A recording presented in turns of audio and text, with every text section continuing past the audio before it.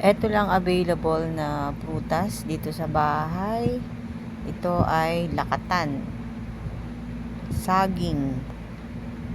Ang saging, dati hindi ko alam. Ito pala ay pag kumain ganito, lalakas ang yung pang-amoy. O ayan, mga girls, alam niyo na kung paano lumakas ang pang-amoy nyo dahil sa saging. Kumain kayo ng saging. Dati hindi ako kumakain nito eh. Pwede nyo itong kainin kahit sa paanong paraan. Pwede gumamit kayo ng tinidor. Ayan. Kagaya ko, gumagamit ako ng tinidor. Pwede rin naman sakmalin. Ayan. Pwede kahit papano. Tinidor or kagatin. Alam niyo ba na ito pala ay mabuti sa ating ilong?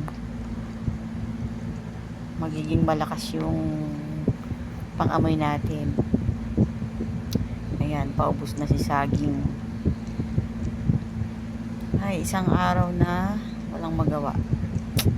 Tapos, sabayan naman natin ng calamansi juice.